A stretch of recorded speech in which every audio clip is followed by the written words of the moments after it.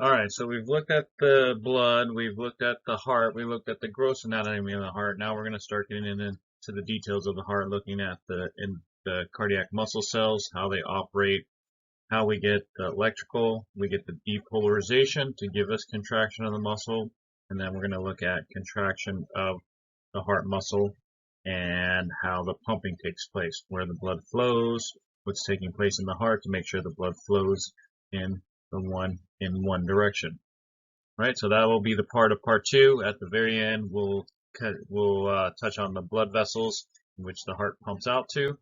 Right, but we're going to look into first. We're going to get into the details of the cells of the heart. And so we have, when we look at it, we have two main cells of the heart. We have the contractile cells. Those are the muscle cells. Those are the cardiac myocytes. They are the ones with the ones that will be able to shorten. And we'll see those muscles, they're almost made in like a pouch-like formation. And so when the muscles do contract, they basically make the chambers, either the atrium, the ventricles, depending on what chamber, makes them smaller, makes there less volume in the chambers. Right? But it's made up of many different cardiac cells, cardiac myocytes, these contractile cells. They are larger in size compared to what we see with the autorhythmic cells, and they are arranged in sarcomeres. So they have sarcomeres very similar to what we see with the skeletal muscle. And these are the ones that are going to be creating the force. These are the ones that are going to be causing the pumping action of the heart. The smaller autorhythmic cells, those smaller, they are very important in that they are the cells that are going to get the depolarization to cause the contractile cells to contract. Just like your skeletal muscle, right? We have to have an action potential induced in the muscle cell to get them to contract, right? It just, where we're getting the depolarization from is going to be from these autorhythmic cells, right? They don't have the sarcomeres, they don't create the force. Their job is just to do what's called spontaneous depolarization. They depolarize and allow that movement. You remember we have those intercalated discs, that depolarization to move into the contractile muscle. So that is how we're going to get the action potential induced onto our contractile muscles, onto our cardiac myocytes. Right? And so looking at those cardiac muscle cells, the myocytes, you can see they are these little branched. They're not the long cylindrical ones like our skeletal muscle. They are these smaller branched fibers, right? Uninucleated, where our skeletal muscle was multinucleated. But they are connected. They are connected in these regions called the intercalated disc. We're going to see there are special structures here that owe to the properties or the functioning of these cardiac myocytes. Okay, but you can see the striations, and those striations are the sarcomeres. We're arranged in the sarcomeres. So once we get, just like our skeletal muscle, we have to get calcium, but once we have calcium out, we're going to be able to cause the sliding filament, cause a contraction of those sarcomeres. So what special features are in those intercalated discs? Again, that's where the myocytes, the different cells, are going to meet up. But what we have there is we have desmosums, right? There is lots of force because we're doing contraction. We want to make sure these muscles cells aren't tearing apart from one another, so those strong anchoring junctions produced by those desmosums are going to be there to keep the cells attached. But one key feature is we're going to have these gap junctions, right? The gap junctions are going to allow, if this muscle fiber is connected, cardiac myocyte, it can move the depolarization from the depolarization. If one cell, this cell here is depolarized, the depolarization can move into that cell via these gap junctions. Okay, remember our action potentials is movement of ions, right? Those gap junctions are little tunnels between the two cells, and if I have ions moving through this one, the ions can move into this one to cause depolarization, right? So these gap junctions at these connections, these intercalated discs, are going to allow us to get this nice wave-like movement of depolarization, right? We want all the muscles depolarizing at a similar time because we want them to be able to contract uniformly. We don't want little pockets, okay, little pockets of muscle contracting at different times. We need to have them going at the same time so we can get that pumping action on the heart, right? And that is the function to, as gap junctions allow the depolarization and allows us to get contraction uniformly across the heart. All right, so we're going to first look at the action potentials that are created in the autorhythmic cells. These are the spontaneous depolarizations that are part of these cells' activities or their function, per se. We're going to see there are two different action potentials, though. There are the action potentials that are created in the autorhythmic cells because they have a separate set of channels compared to the cardiac muscle cells that have other sets of voltage-gated channels. So we're going to look at two different types of action potentials, autorhythmic cells and cardiac muscle cells. But the action potentials that are in the cardiac muscle cells are essentially cued by those that are being created in the autorhythmic cells. Remember, the function of these autorhythmic cells is to spontaneously depolarize. And because we have those gap junctions, we're able to move that depolarization that occur in these cells into the muscle cells and across the cells of the heart. All right. So the autorhythmic cells spontaneously depolarize, and they have, why does this take place is one of the main functions is they have these funny channels, or these hyperpolarized HCN, hyperpolarized activated cyclic nucleotide gated channels.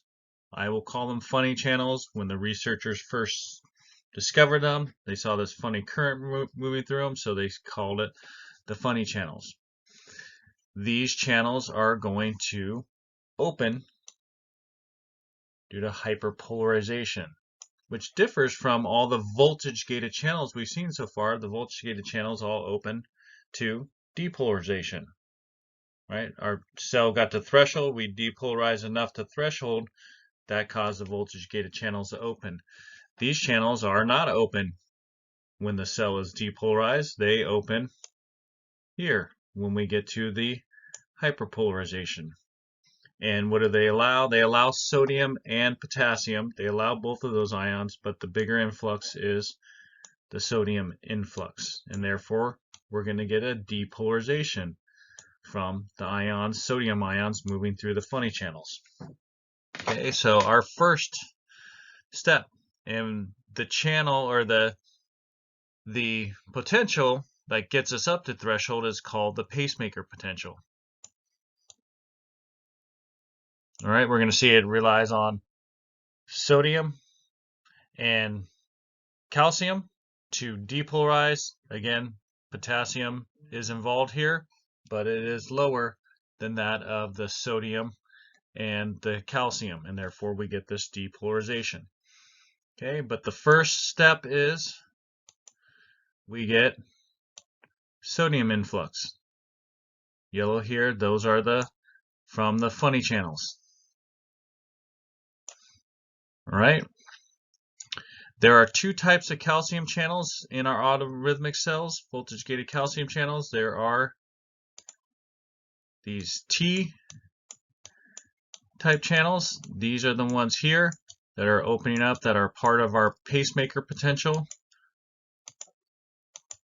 All right, and so now we have calcium coming in. All right, as our funny channels are closing. So we get sodium, then calcium. Once we get to threshold, that cues a second set of channels, calcium channels. These are our L-type that are going to give us this large depolarization. All right, and so L-type channels, once we reach threshold, these voltage-gated L-type channels allow lots of calcium. There's lots of them, so lots of calcium can rush in, and we get this depolarization. As those calcium channels, these L-type calcium channels, are starting to close, we get potassium channels starting to open. All right, bringing our membrane potential down. Once we reach here, though, what opens again? Yeah, our funny channels, and sodium starts to let in. So we really sit not at resting membrane potential. Our membrane potential is always going up and down. We hit resting membrane potential, we're starting back up again due to the funny channels opening. And so this is how we get this spontaneous depolarization. We're just going to keep cycling through here, and that's what's happening in your heart, is these autorhythmic cells are just spontaneously depolarizing, okay? Because we need the depolarization to cause the contraction. We need to get the action potential in the cardiac muscle cells so we can get the contraction in the cardiac muscle cells. And this is where it begins. The autorhythmic cells depolarize, and this depolarization from these cells is allowed to spread across the heart into the cardiac muscle cells and give us our cardiac action potential. All right, so this is the function of the autorhythmic cells. They do this without any influence. They don't have to have the neuron telling them to depolarize. This is inherent in these channels that they have here, these phono channels and calcium channels here. This is inherent. They depolarize without the neuron telling them to. What we're going to see is the autonomic nervous system can modulate. All right, this, due to the characteristics of these channels here, they go at a certain pace. What the autonomic neurons are going to be able to do is going to be able to speed up the pace or slow down the pace of these autorhythmic cells. Okay, but again, this depolarization can take place without the neurons talking to. We just can't get the modulation of the heart rate if we don't have the autonomic neurons telling these autorhythmic cells how fast to go or how slow to go. All right, and so that's what we're going to look at. The other slide is how does the autonomic nervous system modulate the rate at which this autorhythmic cell or this action potential takes place in these autorhythmic cells. All right, so here's the modulation of the autorhythmic cells, how fast and how slow they spontaneously depolarize. Again, this depolarization takes place without the nervous system having any input. The way we modulate it, though, is through the parasympathetic and sympathetic neurons talking to the autorhythmic cells. And so we'll see as we go through here what takes place. So the sympathetic is, right, fight or flight. It's going to increase how fast. All right, it's going to increase the heart rate. And how does it do that? It increases the rate at which these autorhythmic cells depolarize. And so what gets us up to depolarization? We got our pacemaker potential. And what gets us depolarized is our sodium and our calcium. So if we're able to increase the amount of sodium and calcium that can come in during the pacemaker potential, during the potential that gets us up to threshold, or here's our gray. Our gray here is our normal pacemaker potential without input from the autonomic nervous system. But if we were to increase the amount of sodium and calcium that can come in during the pacemaker potential, increase the permeability, we can get this pacemaker potential to rise much quicker.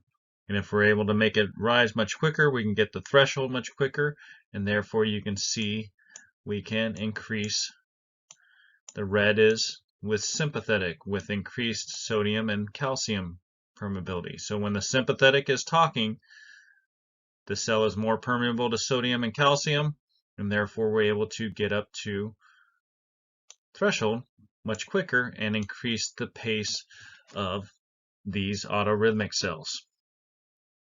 On the opposite end of the spectrum is we have the sympathetic.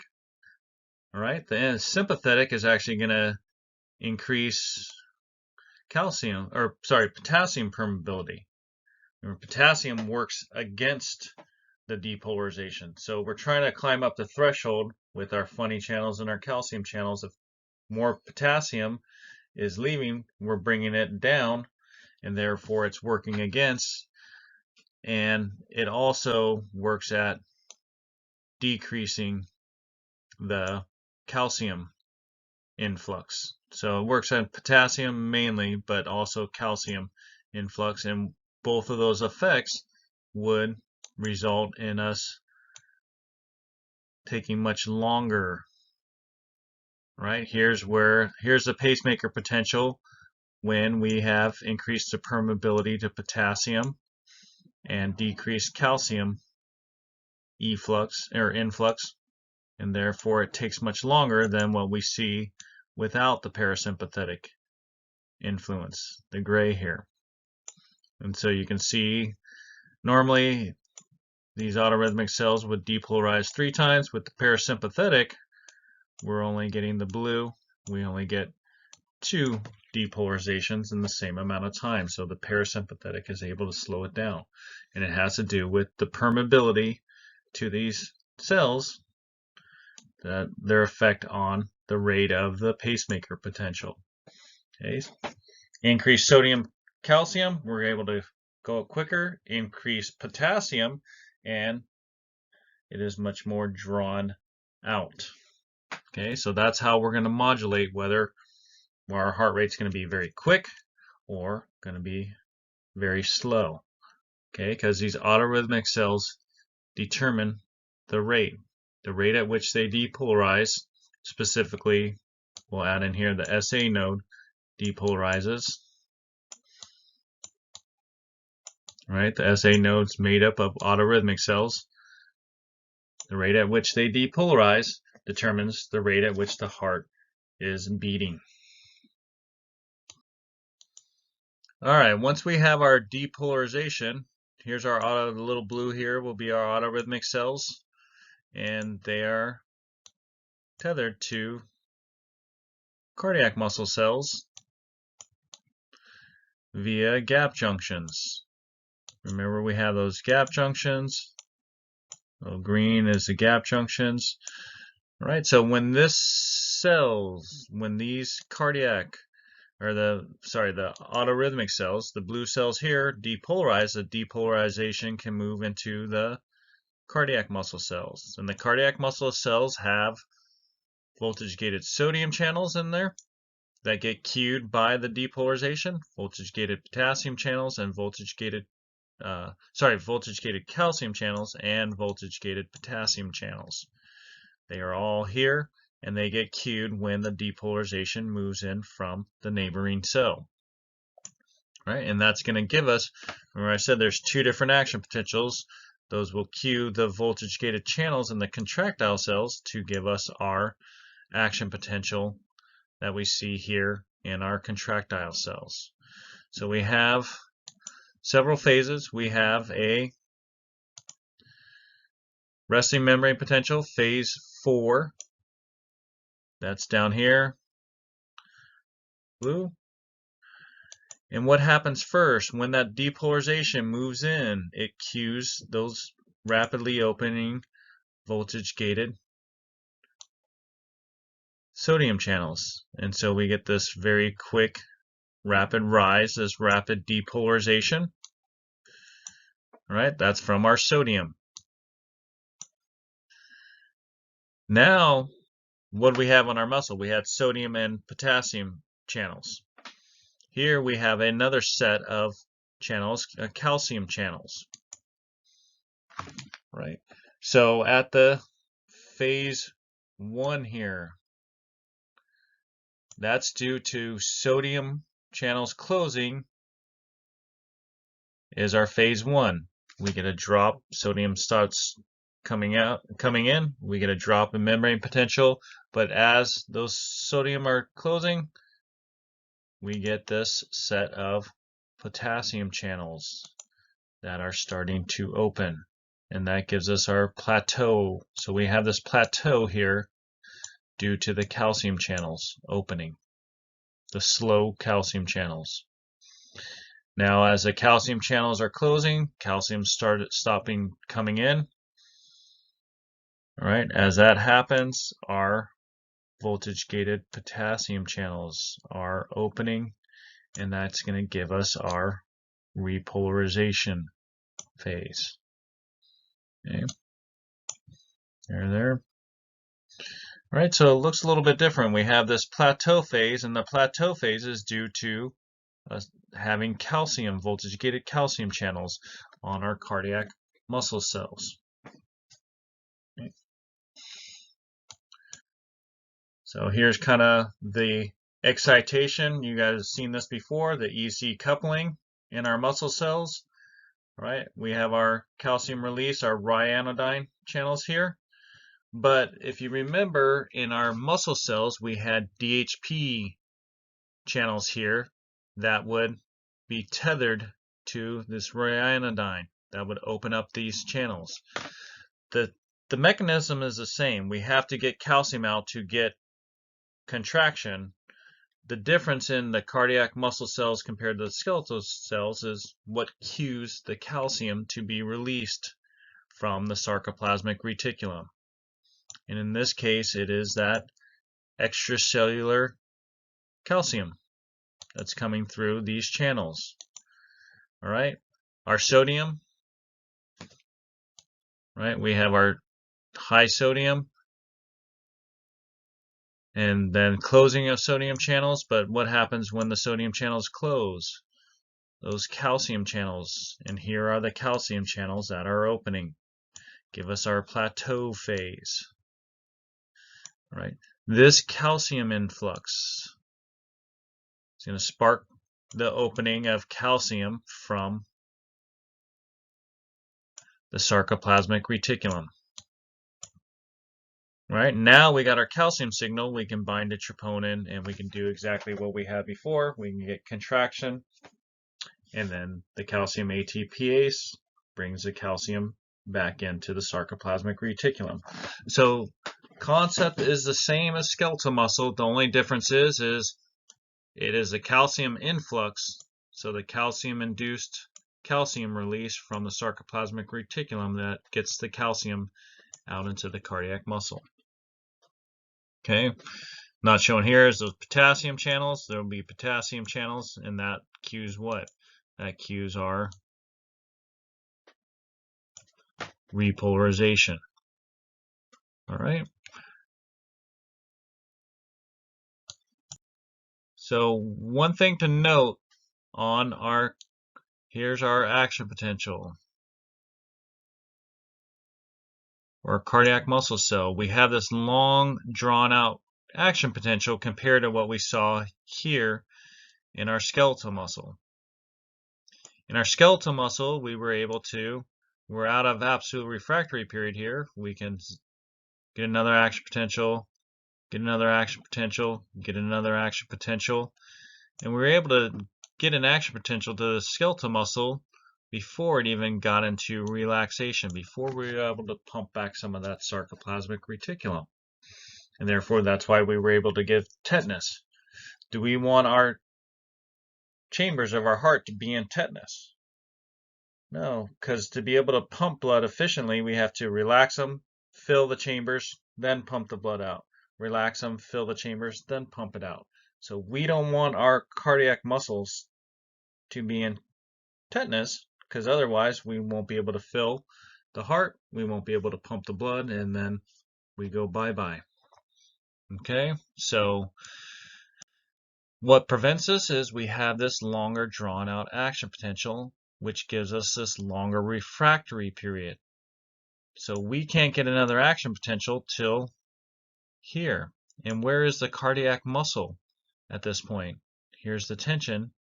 We're almost completely relaxed. So the muscle has contracted, but we're almost completely relaxed before we can contract it again. We can't keep it in tetanus, and therefore that long refractory period for the cardiac muscle action potential keeps us from going into tetanus. We don't get that summation.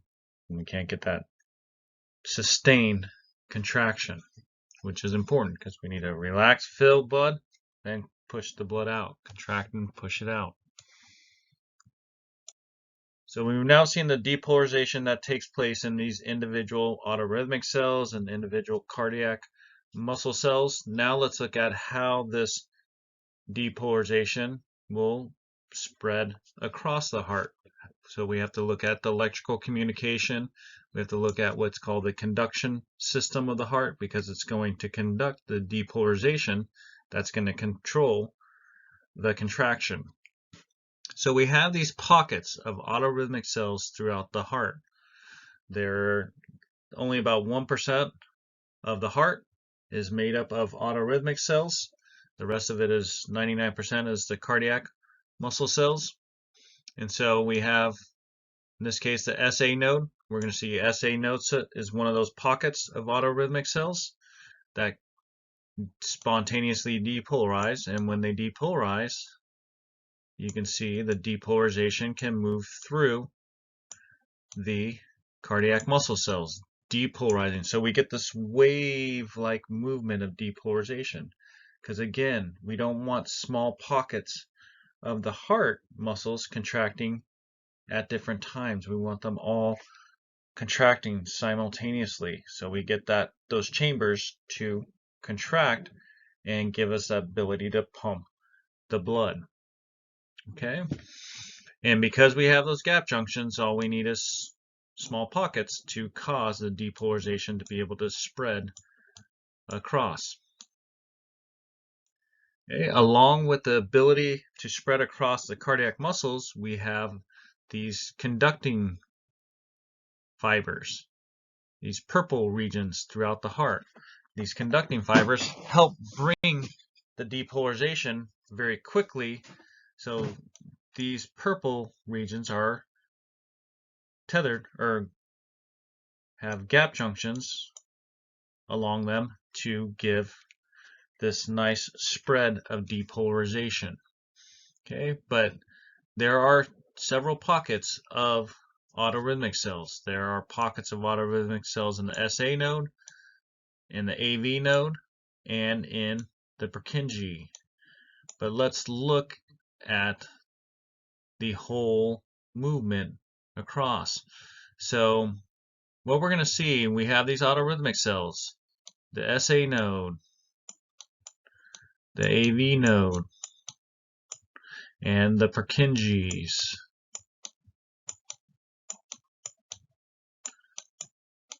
They have autorhythmic cells. The difference between these regions is the rate at which the autorhythmic cells depolarize.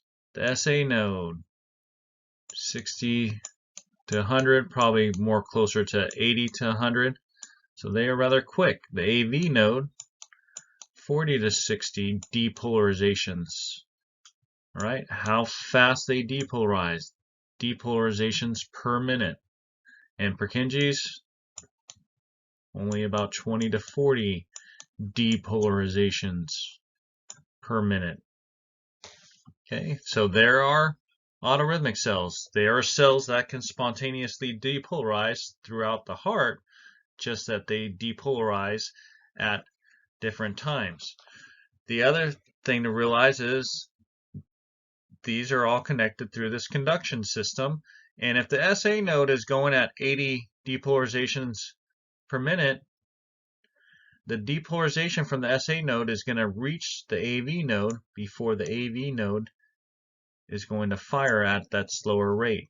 So due to the SA node being the fastest of depolarization, the SA node is going to control. It is the pacemaker of the heart because it is the fastest.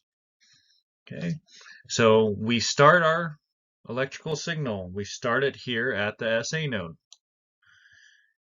The SA node depolarizes, and there's these conducting cells that help bring it down to the AV node. And again, those cardiac muscle cells here are also connected to the SA node, so it's going to move across the atrium here. Okay. One thing to recognize, though, is that the cells, the cardiac muscle cells, are connected across the atrium, but they are not connected across from atrium to the ventricle. The only way for the depolarization from the SA node to get into the ventricles is it must make its way through the AV node. And then through the AV node, it comes down into the bundle, the AV bundle or bundle of His, depending on what anatomy teacher you had. And then that branches out to the bundle branches. And then up to the Purkinje fibers, into the walls. All right, this allows us to basically, why do we want to bring it down here and then up? Is we want the contraction to take place in this wave-like direction, all right, towards the arteries in which they pump into. All right, so this is one importance of the way the conduction system is set up, is that it brings the depolarization from the apex up. The other function is the atrium.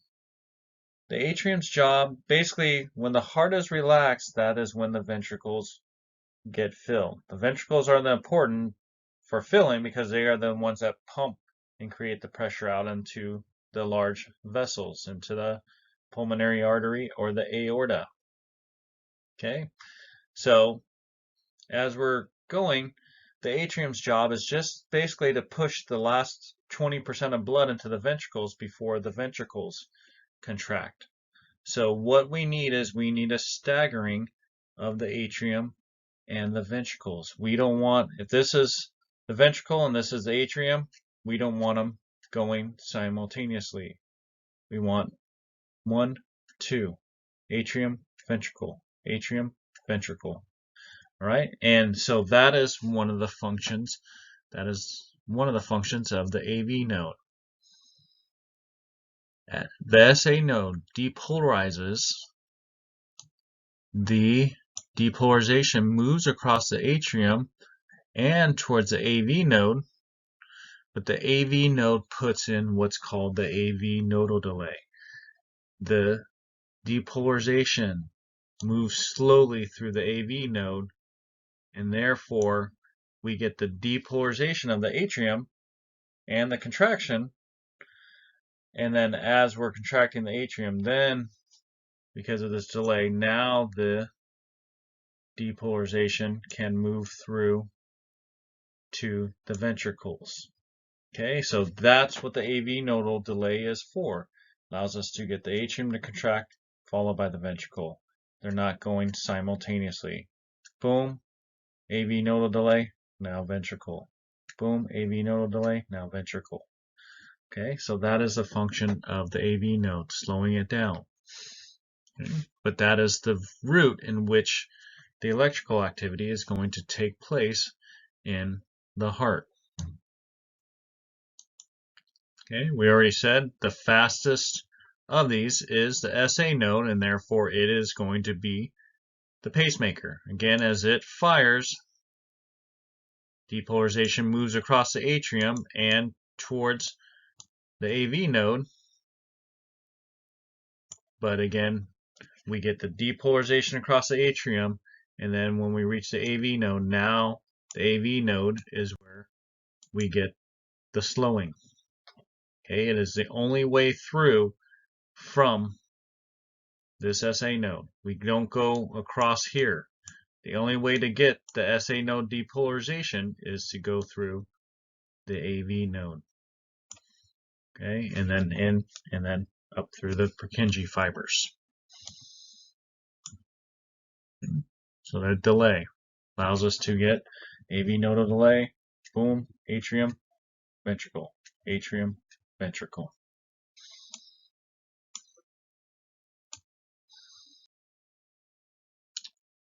All right, so if we've done this in lab, if we were in lab, we all would have got hooked up to this ECG, and basically the ECG is looking at the electrical events that are taking place across the heart. So it's recording electrical activity of many cells. And you see there are more cells that make up the ventricle, and therefore the ventricle's electrical activity is going to be registered bigger than that of the atrium. But let's see how this works. We get this ECG. Basically, we are recording the electrical activity on the skin that relates to the activity, electrical activity of the cells of the heart. And so we have basically to get contraction and relaxation, the heart, we got to have depolarization causing contraction, repolarization causing relaxation. So we need to get all the cells of the atrium are going to be recorded together, and the cells of the ventricles are going to be recorded together for the electrical activity because they're happening around the same time. Remember, we have the staggering atrium, the ventricle. So depolarization of atrium, depolarization of ventricle, and also repolarization of atrium, repolarization of ventricle. So we have these four main big electrical events taking place in the heart. So let's see how it gets registered when we record it via the ECG on the skin. What happens first? The SA node fires and we get depolarization across the atrium. That is the first electrical event in the heart.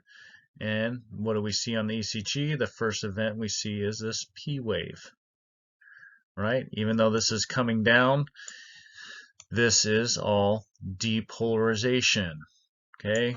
Because it is in a down spark, it's the way in which it's moving towards those leads we have on the skin. The depolarization is moving towards the lead and then away, but this is all depolarization in the P wave. Okay. We get a delay. Remember, AV nodal delay. So where would that show up? That is showing up right here, because this big QRS event, this here, again, this is all depolarization. Even though there is a downticks here, this QRS is the depolarization of the cells of the ventricles. Okay. You can see it is not right on top of the P wave because the green here, we have that AV nodal delay. That's why we have the space in between the P wave and the QRS complex.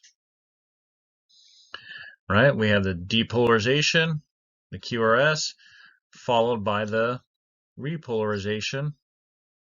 This is all repolarization of the ventricles. Right? We're missing one electrical event, and that is the atrial repolarization. Because where would the atrial repolarization be taking place? Yeah, it's happening around the same time as the QRS.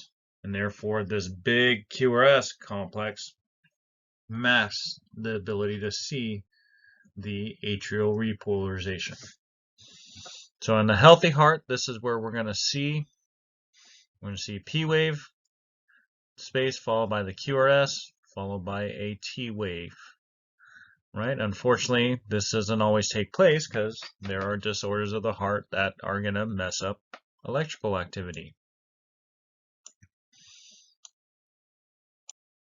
This is a good slide to help you relate the electrical activity with that's taking place in the heart with that of what's taking place on the ECG. You can see the beginning of depolarization across the atrium is the beginning of the P wave here.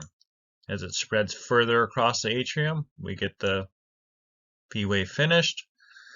And you can see the other difference is we have a little bit of a staggering All right, the atrial contraction doesn't take place right at the start of the P wave because remember we have that EC coupling. So there is electrical event is staggered, happens first, followed by the actual physical contraction taking place. Right?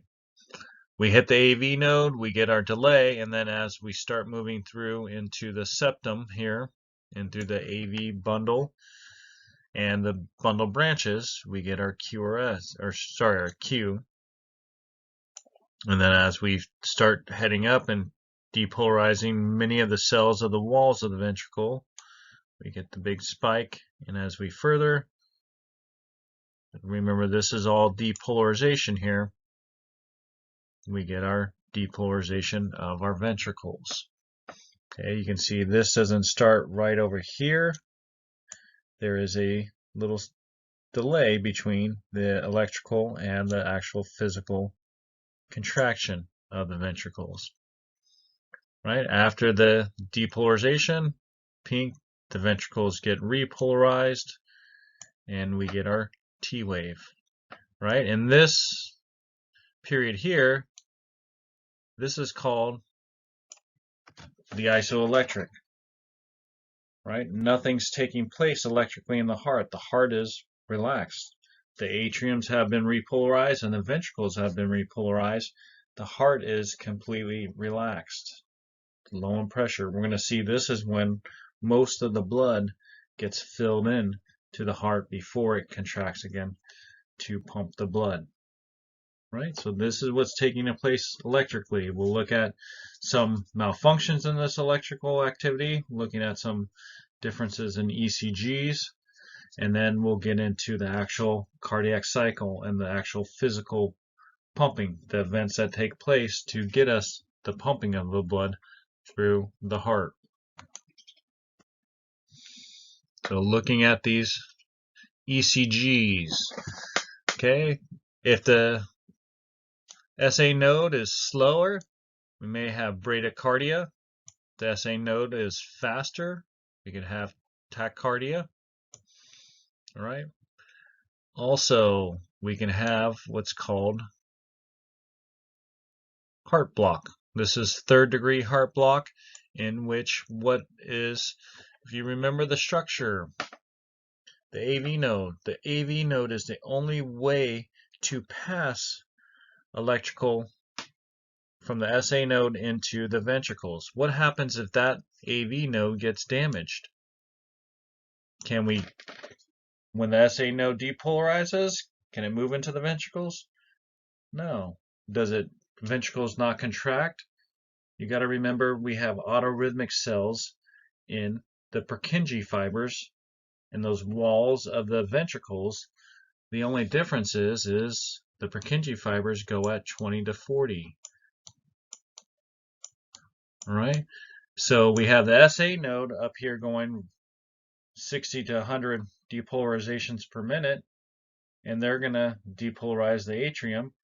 But because we can't get the signal through the AV node, the ventricles are going at depolarization of 20 to 40 depolarizations. They're going at the rate of the Purkinje fibers. And therefore you can see we get multiple P's because that's being set off by the SA node. And here's our QRS, and that's set off by now our Purkinje fibers that are at the slower rate. All right, so that's what's happening in third degree block. In this case, we would need a pacemaker. This is not efficient. Have the atriums going, and if we're only pumping the heart 20 to 40 beats per minute, pumping blood out, we're not going to be successfully be able to supply blood out to the tissues. Another one is atrial fibrillation. Normally we get this nice wave-like movement across the heart, across the atrium. Now we have little pockets going at different times, and that's where we get those little pockets, and that's what the fibrillation. We don't get this nice clean P wave. right? This is not lethal, but you have more chance of getting strokes. You have buildup and sending those buildups up to the brain and having strokes in this case, right? Because that blood is not pushing. It has time to build up plaques, and those plaques can be sent out to different arteries and clogging the arteries to give you problems in the cardiovascular. The major event is if we get ventricular fibrillation. Now the ventricles are going at a bunch of different rates, and we get this different rates, and you can see there are multiple muscles depolarizing at different times. This is not efficient. We're not getting the ventricles being able to contract simultaneously and pumping the blood. The ventricles provide the pressure to get the blood to the lungs and to get the blood out to all of the body. And this is not going to cut it, and we're not getting enough blood pumped out. We're not going to be able to supply the tissue, and we're not going to be able to live. So this is when you want the AEDs, boom, putting this big shock in, because then it's taking all these muscles and putting them back on the same rhythm, getting them to all depolarize at the same time. If we can do that, we can get them depolarizing at the same time, we can get them to push the blood, and we're back in business. Okay. So that is the electrical activity. Now we're going to move into what's taking place when these chambers are contracting, and how is the blood moving, and how is pressure changing, how are the valves closing and opening, and so forth, and that will get us into our cardiac cycle. So now we've gotten into the depolarization, we've got into the electrical activity. The electrical activity can choose a contraction. Let's look at the actual mechanical events taking place. Two major ones, systole and diastole. Systole is going to be contraction. Diastole is going to be relaxation. Right? And we're going to divide this up. When we look at the cardiac cycle, we're going to see there's 5 main phases of this cardiac cycle that give us the full pumping of the blood through the heart. We're going to look at what chambers are contracting and which are relaxing, what's happening with the valves in these cardiac cycles, and where we're getting heart sounds and so forth. So we'll look at one path through the cardiac cycle, one full beat of the heart. And remember, systole is when the heart's contracting, and what we're going to see is we're doing pumping. And so when the heart contracts, the chambers contract, that increases pressure. The volume is getting smaller, pressure increases, and blood is going to move from an area of high pressure to an area of lower pressure. Okay, it's going to be the actual pressure differences that are going to push the blood. So from high pressure to low pressure. When we contract, we're creating high pressure. When we relax, we're creating lower pressure in the heart. And so that's what's going to take place. And that's where blood's going to flow to lower pressure. So keep that in mind as we walk through this cardiac cycle.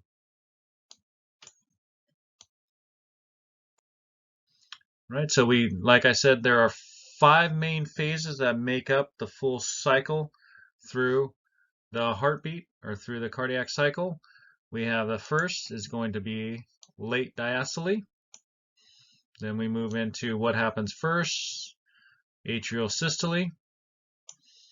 And then we have what's called isovolumic ventricular contraction, ventricular ejection, and then isovolumic ventricular relaxation. And this is just one beating of the heart through one cardiac cycle. Each time the heart beats, all 5 of these events are taking place.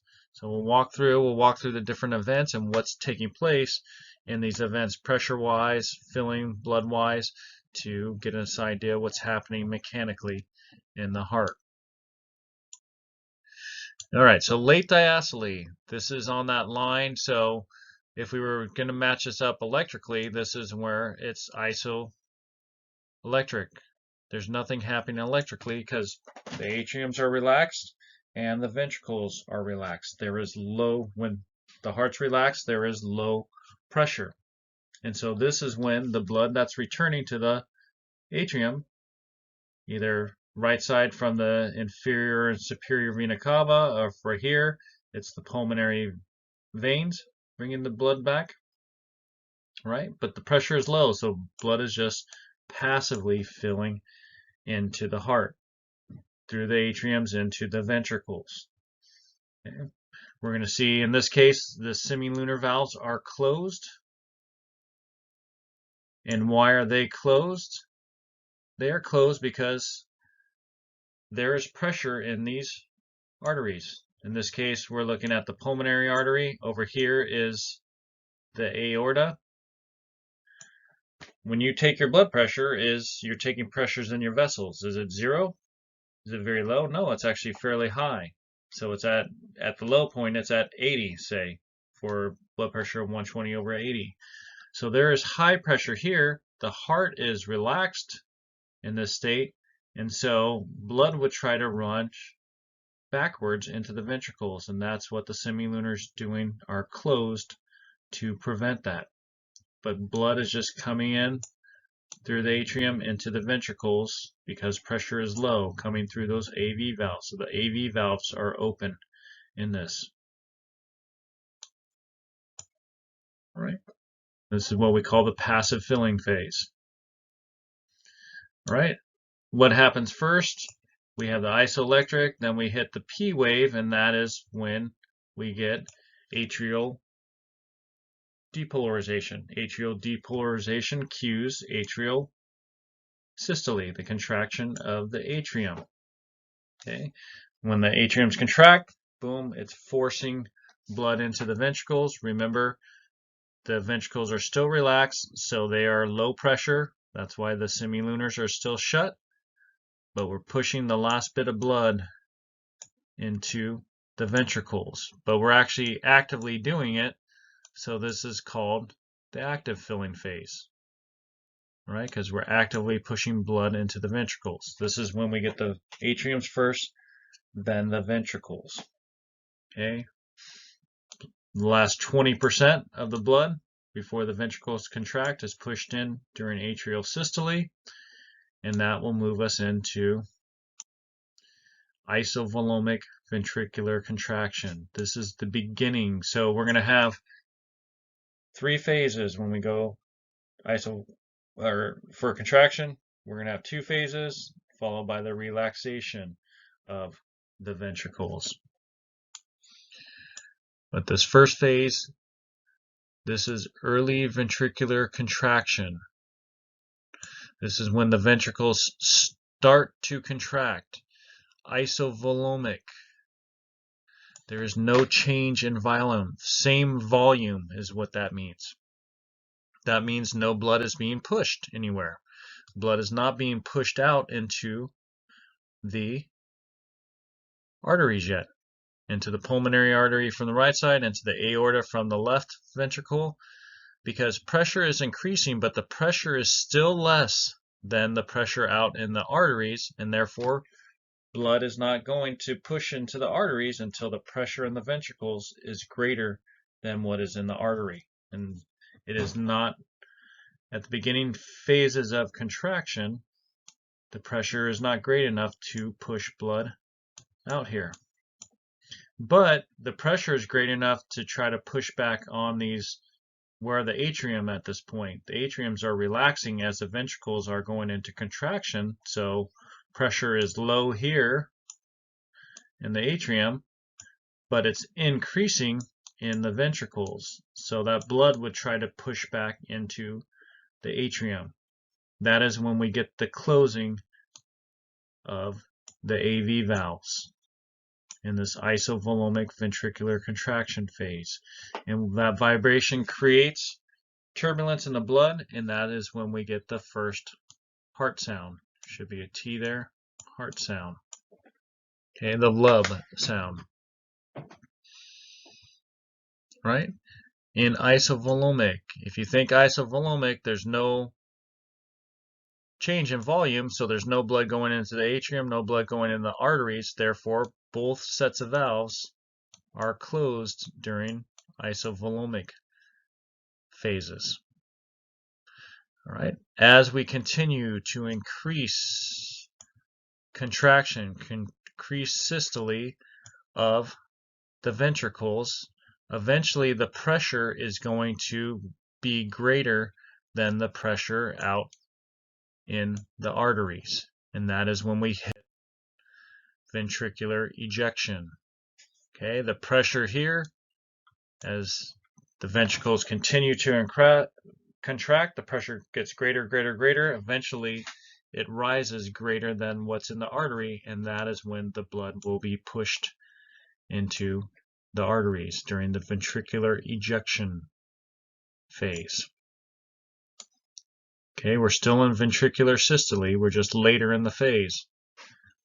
Okay, that's when the AV valves are still closed because the atriums are still relaxed. Blood's getting pushed against there. Blood wants to flow back to the lower pressure atrium, but that's what the AV valves are preventing. But now we're opening up the semilunars because we're pushing blood into the arteries.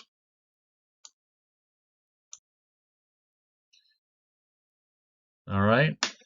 After contraction, we get relaxation, and we hit what's called the isovolumic ventricular relaxation phase. Again, isovolumic. What happens is the ventricles begin to relax. Let me get my head out of here. The ventricles begin to relax. As the ventricles relax, the pressure gets lower than what's in the artery, and this blood that's been pumped out tries to rush backwards. And so during this phase, the isovolumic ventricular relaxation phase, that is when the semilunars snap shut because the blood's trying to rush back into the ventricles as they are relaxing.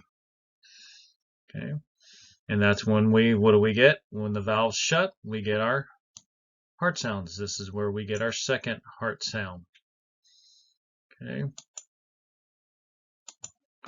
so now we get our second heart sound. We're relaxing. Okay, the pressure as we're relaxing, the beginning of relaxation, the pressure is still greater than what's in the atrium, and therefore the semilunars, or sorry, the AVs are still shut. But then as we continue to relax, the pressure in the ventricle gets lower and lower, and then we move back into the late diastole phase, that first phase. We start again, blood's passively filling in, and there we go. We start the next cycle all over again. Right? Again, this 5 phases is just one pumping, one heartbeat of the heart.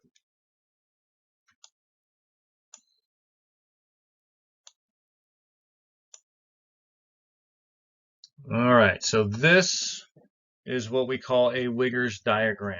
And this is going to basically put everything we talked about, matching it all together. If you can explain this, you basically have got the concepts of everything that we've talked about, and even a little bit ahead of the game on what we're going to be talking about when we talk about cardiac output and stroke volume and so forth. Okay, but the Wiggers, you can see one thing we haven't seen yet is this pressure diagram. This is looking at pressure, and you can see we have the pressure that is in the aorta, and we're looking specifically only at the left side of the heart, the systemic side. And we have the red, that is the left ventricular pressure, and then we have the blue, that is the left atrial pressure. Okay, so let's match this pressure diagram, what's happening pressure-wise in the heart or in the left ventricle, with what's taking place in the ECG, where the heart sound's taking place, and we will look at as we move through these phases here. All right, and we can actually match it up with the blood, the volume of blood that's being pumped out. We haven't talked about this yet, but the amount of blood that's pumped out of the left ventricle each time it contracts is called its stroke volume.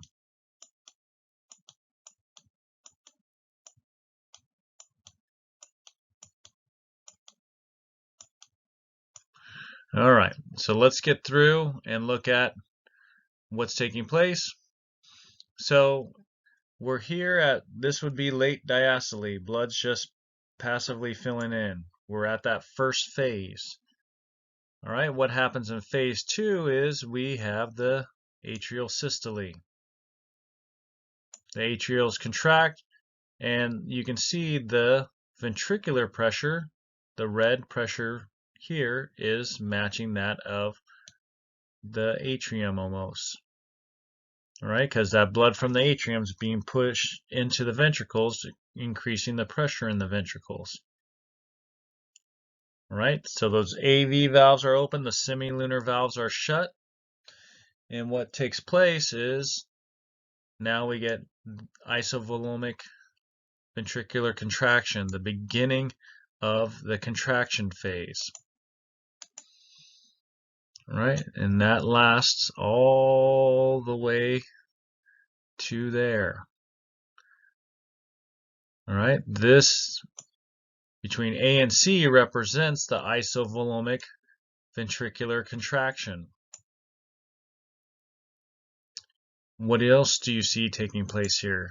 As the ventricles begin to contract, that blood tries to rush back to the atrium, and that closes the AV valves. And so you can see right as the ventricles begin to contract, this pressure is greater than atrial pressure. That is when we get the first heart sound. That is when the AV valves, so the AV valves are closing right here, right around C. All right, we're isovolumic. We're below aortic pressure, but above atrial pressure, so both set of valves are shut. There's no blood being pushed out of the ventricle. Now, as we move up here, look at the ventricular pressure. It is going above the aortic pressure here. That is when we get into ventricular systole or ventricular ejection. Let's call this ventricular ejection phase. Okay, so all of this is ventricular ejection because what's taking place? The blood is being pushed out into the aorta. Right? You can see the aortic pressure basically falling in line with that of the left ventricular pressure. Right? What valves are open and closed here? The ventricular pressure is above the atrial pressure, so the AV valves are shut, seen there. But now we're pushing blood into the aorta, so the semilunar valves are open here. So from A to B, we got ventricular ejection. And then as the pressure begins to relax, all right, what happens is when the pressure gets lower than that of the aorta, that is, we got isovolumic relaxation phase. Okay, isovolumic ventricular relaxation. Okay, so as the ventricle begins to relax, the pressure goes below aortic, and what do you think is happening at B? Yeah, at B, now the pressure is lower than the aorta. The blood in the aorta is going to try to rush back into the ventricle. And what snaps shut there then? The semilunars prevent that from taking place. So you can see this B here is matching up with the second heart sound. That is when the valve is shutting. So isovolumic relaxation. Relaxing, relaxing, relaxing. Isovolumic, so what's happening? The pressure is greater than the ventricular pressure is greater than the aortic pressure, or sorry, the atrial pressure. So the AV valves are shut until we reach here. And the ventricular pressure is lower than the aortic pressure, so the semilunars. So again, we're isovolumic ventricular relaxation, or isovolumic meaning same volume. That means both set of valves are shut. So through B and D, isovolumic relaxation. And then what happens at D? The pressure in the ventricle is lower than the atrial, and now the AV valves open and we get that passive filling, that late diastole. You can see the late diastole is a long phase. So diastole is longer than that of systole, contraction. Okay, and then we just begin. This is the same phase we see over here. We're just beginning it over again. Okay, you can see how this matches up. P wave, P atrial systole, matching up with the contraction of the atria. The QRS is matching up with this here. All right, and then the T is matching up with the relaxation, the repolarization. Okay, one thing we haven't discussed in detail yet, we're going to be getting into, is we'll be talking about stroke volume, how much blood is pumped out of the ventricle each time it beats. There are some terms here: end diastolic volume, end systolic volume, right? And that would be E here would be end diastolic, F would be end systolic. So let's look at what that actually means. This is the volume of blood in the left ventricle. What is taking place through this phase here? Right? Blood is passively filling into the ventricles, and then the atriums contract and push the last bit of blood into the ventricles. The diastole has to do with the ventricles. So at the end of diastole, before the ventricles contract, there is a volume of blood in the ventricles, and that is the end diastolic volume, or called the EDV. Now we get the ventriculars contracting through this phase here, and what happens at ventricular ejection phase? The blood is being pushed out of the ventricles, so the volume of blood in the ventricles is decreasing. And what do we have here? This is the end of systole. So the end of systole in the ventricles, we have a volume of blood left over after the ventricles have fully contract. Okay, so what is the volume of blood before the ventricles contract? That is end diastolic volume. And what is the blood of the ventricle in the ventricles after the ventricles contract is the end systolic volume. Okay, not all of the blood. You can see there is some left over. Not all of the blood is pushed out that is in the ventricles before it contracts. Right? This will be a fraction. What fraction of blood is pumped out of the ventricles each time the ventricle contracts. Okay, but that is the stroke volume. So if we subtracted this number, EDV minus ESV, subtracted by this would tell you what this is, what volume of blood.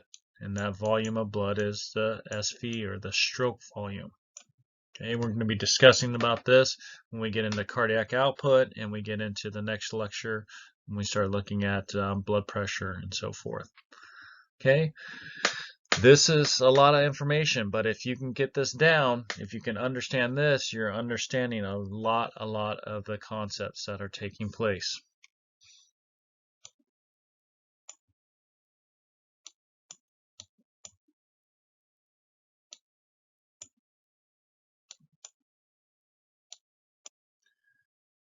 All right, so the final piece of the puzzle here is what is the heart pumping out to? We're going into the blood vessels, and hopefully from your anatomy days you have a vague recollection of it, the tunics, the different layers of the vessel. Okay, I'll go from the inside out. I'll start here. 3, tunica intima or interna is the endothelium. So this is this layer that is actually going to be in contact with the blood. It's the inner layer. It is simple squamous epithelial. All right, it is continuous with the endocardium. Endocardium is the inner layer of the heart there. Just superficial to the endothelium is the tunica media. This is where the smooth muscle and elastic fibers lie.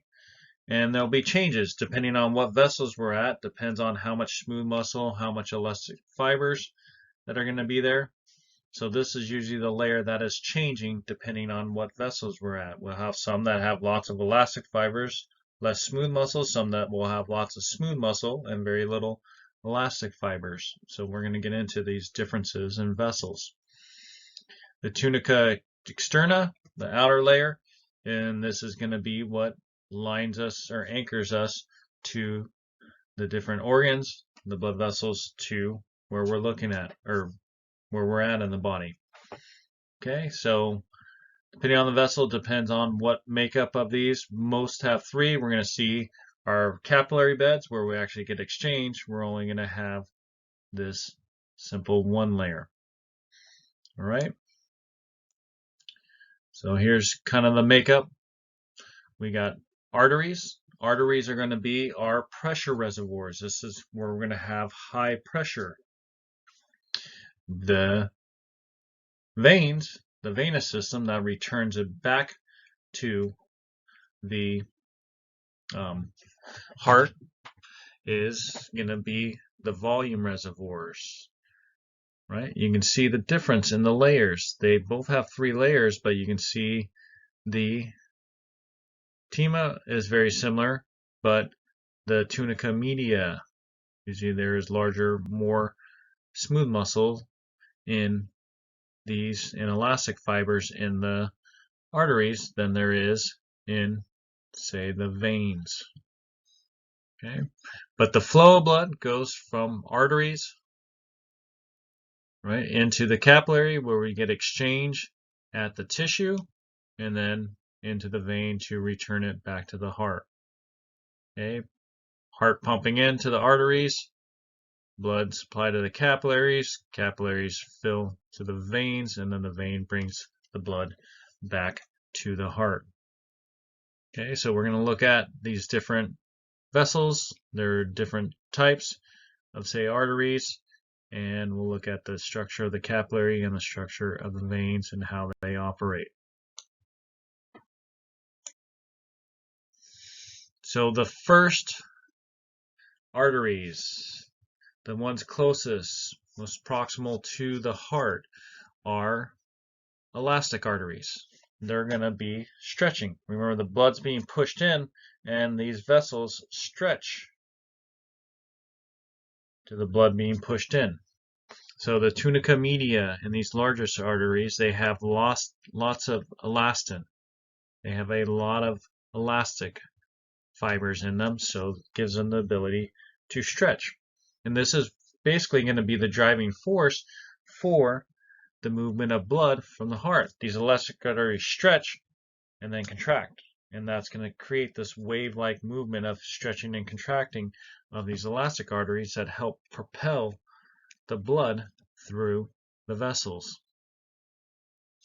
As we move further away from the heart, the elastic arteries, we turn into more muscular arteries. They're more distal from the heart. There is more smooth muscle in the tunica media. Okay, they're thicker, much more less elastic fiber, and they'll help regulate some blood supply, because now when these smooth muscles contract, we can change somewhat of the diameter of these vessels. Constriction, meaning less blood flow through them, less blood flow to that organ. dilation, more blood flow, more blood to those organs. This is where we'll get a little, we're not going to get our largest where we get regulation of blood supply, but we get some with this more muscular arteries. All right, as we move even more distal, finally when we're getting to the tissues, closer to the tissues that we're supplying, we have the arterioles. Okay, tunica media, very small thin layer of smooth muscle. These are small in diameter. The smooth muscle can contract or relax, and that can control the diameter and control the supply of blood to the tissue. So I just ate a big meal, I'm going to want to dilate my arterioles that feed into the capillary beds that supply my stomach. All right, I don't need lots of blood to my muscles at this point because I'm digesting my food. Now when I start to exercise, what do I want my arterioles that feed my muscles? I need them to dilate so I can feed my muscles lots of blood. So this is where we get the regulation of blood to the different tissues. Okay, we can turn off, constrict, limit the amount of blood, or dilate, and we can supply more blood. Right, but the arterioles are going to feed into our capillary beds. How these are controlled, if you remember, our arterioles are under tonic control by the sympathetic nervous system. Okay, here's, say, basal rate of release of norepinephrine. We get our arterioles are here, basically medium size. Now, if we need to constrict the blood, we increase the signaling, increase the release of norepinephrine. That will cause the smooth muscle to contract, and that will constrict my blood vessels. Now, if we need lots of supply to whatever tissue this is supplying, the norepinephrine release will go down very dramatically, even more than what is that basal layer, and that'll cause relaxation and the blood vessel will dilate. Right, so that is how the control to the different, and this is different for different tissues depending on what's taking place.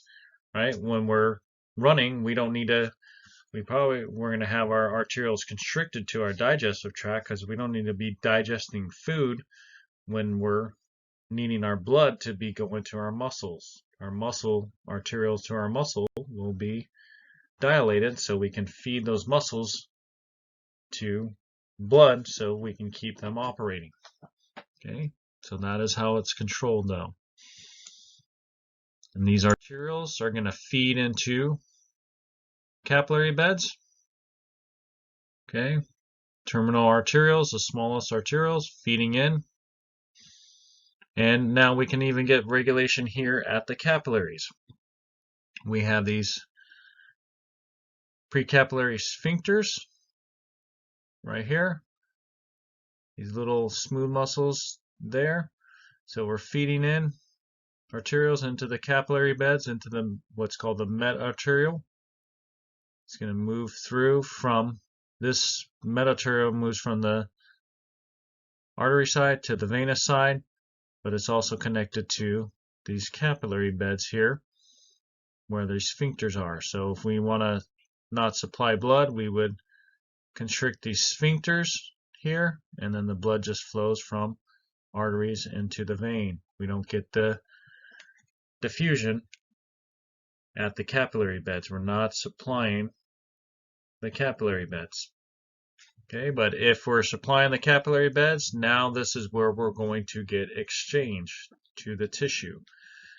The capillaries are endothelium only. It's only that simple squamous layer of tissue.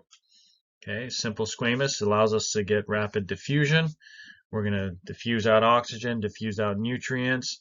We'll pick up, right? We have going in both directions. We'll pick up waste, we'll pick up carbon dioxide, and bring that to the venous side. So we go from our artery side, capillary bed, into the venous side, and now we have low oxygen because we release the oxygen at the tissue, And now we can bring, through the venous side, we can bring it back to the heart, back to the lungs, and pick up more oxygen up there.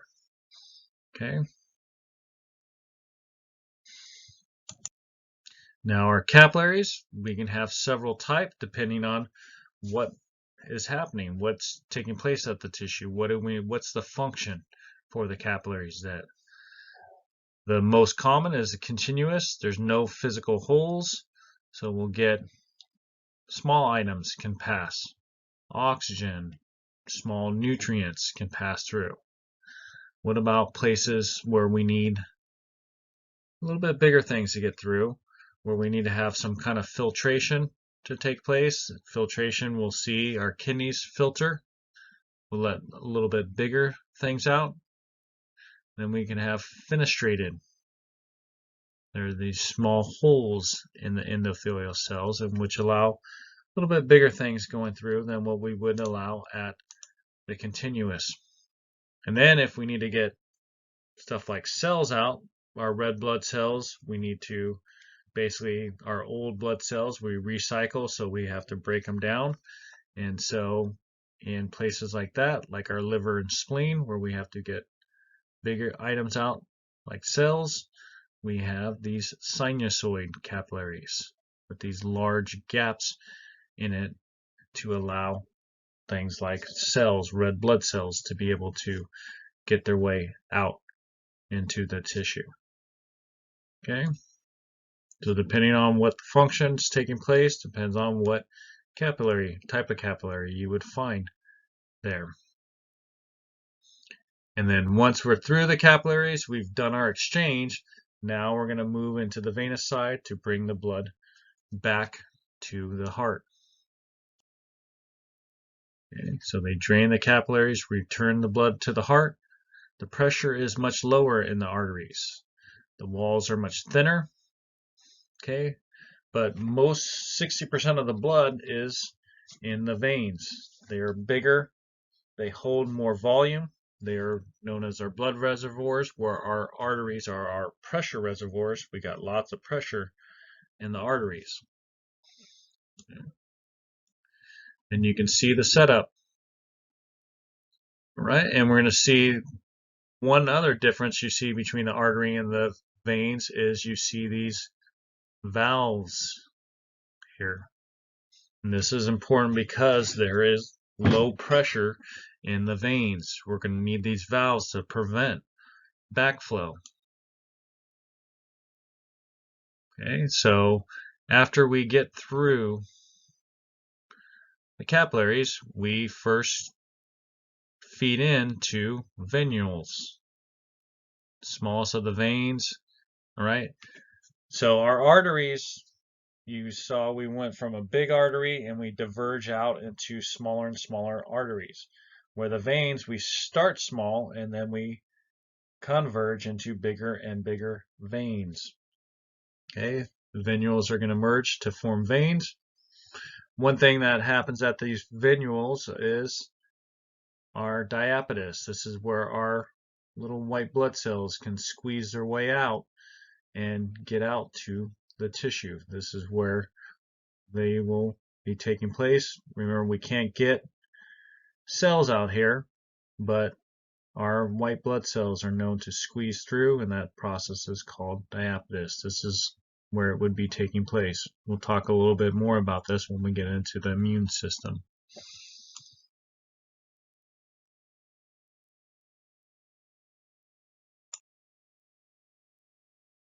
Okay. Our veins. All right, our veins are low pressure. So our blood in our legs, we have to get up against gravity, but it is low pressure, so we don't have the pressure pushing. Like to get blood to our head from our arteries, there's lots of pressure in the arteries that overcomes the gravity to get the blood to our head. But to get stuff below our heart back up to our heart, and there's low pressure, we have some special features that help the veins perform this. The veins are low pressure. Remember, we do have these valves though. So one thing to create pressure in the veins is we have the skeletal muscle pumps. When the muscles are contracting and getting bulkier, you can see they will squeeze on the veins to help create pressure to push blood up. What happens when this muscle relaxes, though? That vein opens up again, and what would happen to blood? Blood would want to come back down, but that is the function of those valves. Is we squeeze the muscle, push the blood up. When the muscle relaxes, the blood tries to rush back, but because we have the valves in the veins, that prevents the backflow.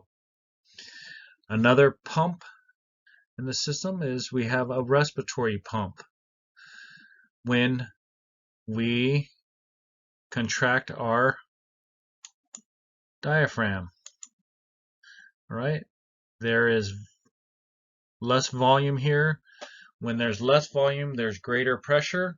When I make an area bigger in volume, I decrease the pressure. So this chamber is a closed chamber. Here is smaller volume, here is bigger volume. So when I breathe in and make this chamber bigger, I'm decreasing the pressure, and lower pressure will allow more blood to flow up into here towards the heart. So we create this lower pressure area to help overcome the low pressure and to help push the blood up past. And once we get past the valves, there's the valves there to prevent the backflow.